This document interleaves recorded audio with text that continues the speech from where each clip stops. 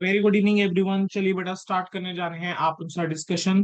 बेटा आप लोगों के साथ आज हम डिस्कस करके चलेंगे मॉक टेस्ट पेपर 1 का केस स्टडी नंबर 3। बेटा ये जो केस स्टडी नंबर 3 आया आपके मॉक टेस्ट पेपर 1 के अंदर, that is on buyback of shares. और बेटा अगर आप इस क्वेश्चन को ध्यान से देखेंगे, जिसने स्टडी मटेरियल के क्वेश्चन करे हुए हैं, आपके इंस्टीट्यूट ने क्या किया, आपके ही स्टडी मटेरियल का प्रैक्टिकल क्वेश्चन नंबर 10 उसको केस स्टडी की फॉर्म में मोल्ड करके इन्होंने क्वेश्चन बना दिया। चलिए क्वेश्चन लिखेंगे क्या है। आपको कह रहा है एक कंपनी है which is engage in the various business activities. उसने डिसाइड करा कि वो शेयर बायबैक करेगा। ठीक है बेटा, जब भी कोई केस स्टडी बेस्ड क्वेश्चन आए, मेरा आप लोगों को एक जो कह लीजिए ना, फर्स्ट स्टेप जो आप लेकर चलेंगे, that will be instead of reading the case study, सबसे पहले एक बार क्वेश्चन पढ़ के देखिए कि क्या क्वेश्चन किस टाइप के हैं। ठीक है। कई बार ऐसा होता है कि कोई क्वेश्चन होता है जो which is your direct question, जिसके लिए आपको केस स्टडी पढ़ना नहीं पड़ता, आप ऐसे ही सॉल्व कर सकते हैं। ठीक है, जो अगर टाइम बचता है तो बचाएंगे वहां पर। तो चलिए इस वाले क्वेश्चन की अगर मैं बात करके चलूँ, तो सर इस क्वेश्चन में क्या हुआ है, आपको शेयर आउटस्टैंडिंग टेस्ट परफॉर्म करना है, रिसोर्स टेस्ट परफॉर्म करना है, debt equity ratio test perform करना है, फिर आपको बताना है कितने शेयर बायबैक कर सकते हैं। तो सर पहला टेस्ट उसने बोला है कि शेयर आउटस्टैंडिंग टेस्ट के अकॉर्डिंग बताओ। सर शेयर आउटस्टैंडिंग टेस्ट के अकॉर्डिंग बताने, चलिए देखिए बेटा। वो कह रहा है एक कंपनी का आपका दे रखा है, रीपरचेज करना चाहती है 25,000 share. Buyback initiative is in compliance with companies article of association, और रेजोल्यूशन जो है वो पास करे जा चुके हैं। कह रहे हैं अब उसने स्नैपशॉट दिया आपको, कह रहे हैं शेयर कैपिटल कंपनी की क्या है बेटा, equity share capital is fully paid up shares of बीस 10 ईच 12,50,000। बेटा तो यहाँ पर शेयर आउटस्टैंडिंग टेस्ट है, मैं जानता हूँ शेयर आउटस्टैंडिंग टेस्ट क्या होता है। Number of share outstanding multiply by the 25%, है ना। 25% of number of share outstanding. अब 25% ऑफ नंबर ऑफ शेयर बेटा आउटस्टैंडिंग अगर आप यहाँ पर देखें, तो मेरे नंबर ऑफ शेयर आउटस्टैंडिंग कितने, सर 12.5 लाख रुपए के शेयर हैं। 10 से डिवाइड करूंगा, 1,25,000 शेयर आ गए। 1,25,000 शेयर का बेटा 25% जरा आप कैलकुलेट कर लीजिए। सर 1,25,000 का 25% अगर आप कैलकुलेट करते हैं बेटा, this comes out to be 31250। तो बेटा आपका इस क्वेश्चन का आंसर क्या होना चाहिए, 31250। सर सेकंड उसने क्या बोला है, रिसोर्स टेस्ट। रिसोर्स टेस्ट को बेटा चलो रिकॉल करते हैं।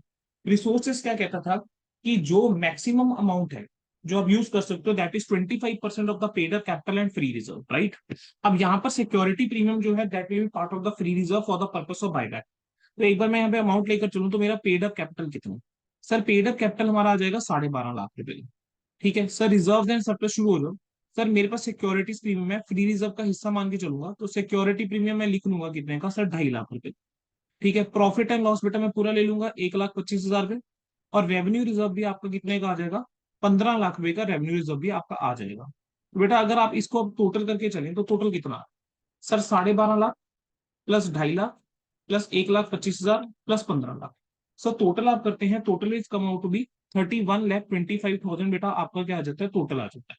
इस 31,25,000 का 25% निकाल लीजिए, ये मैक्सिमम है जो आप यूटिलाइज कर सकते हो।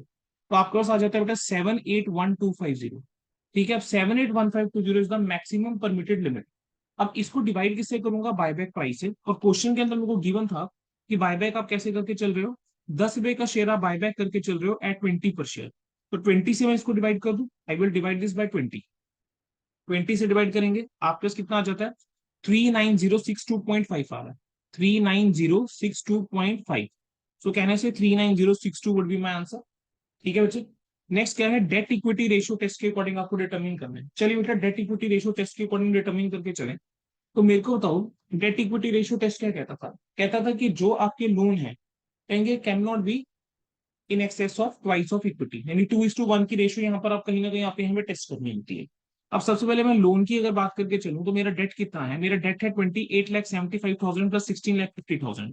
तो बेटा यहाँ पर मेरा डेट जो है, मेरा डेट कितना आ जाएगा, सर 28 लाख,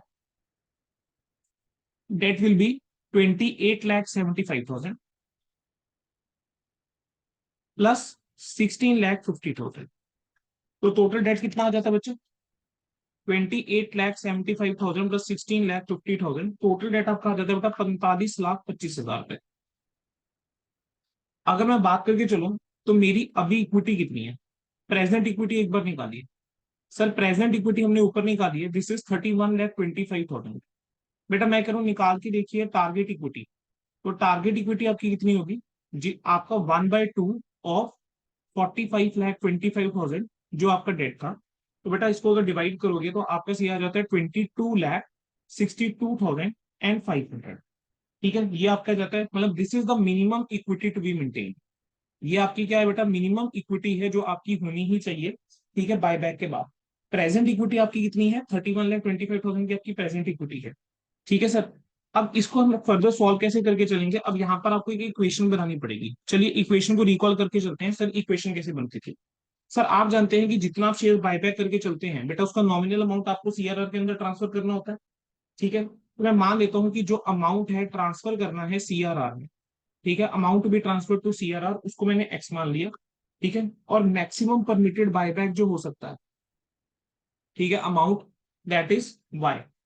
तो अगर मैं यहाँ पे इक्वेशन लेकर चलूं, बेटा देखो मेरे पास अभी प्रेजेंट इक्विटी है 31,25,000 की।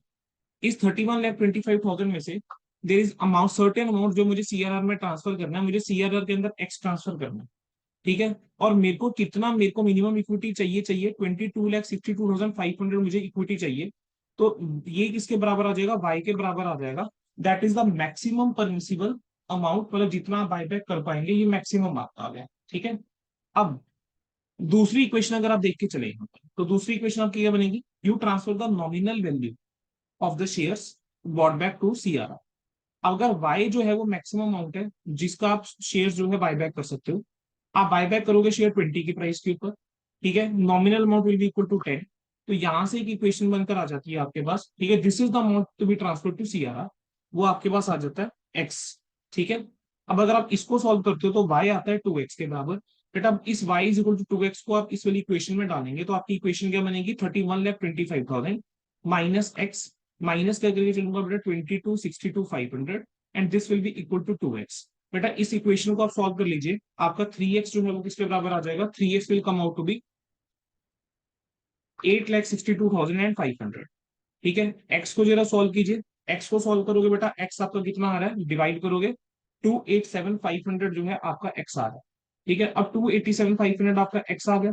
अब 287,500 इज द नॉमिनल वैल्यू। अगर मैं इसको 10 से डिवाइड कर दूं तो 28750 आ जाता है, तो option will be option number C, ठीक है। अगला जाता है on the base of the three test determine maximum number of shares that can be bought back. बेटा जो तीनों टेस्ट से आता है उसमें से लीस्ट ऑफ द फॉलोइंग, ठीक है। पहले टेस्ट के अकॉर्डिंग हमारा कितना आया था, 31250, दूसरे टेस्ट के अकॉर्डिंग 39062, एंड थर्ड टेस्ट के अकॉर्डिंग 28750। तो वी विल टेक 28750। तो आपका तीसरा आ जाएगा 28750। बेटा this was your case study on buyback of the shares, mock test paper 1। चलिए बेटा, see you in next session.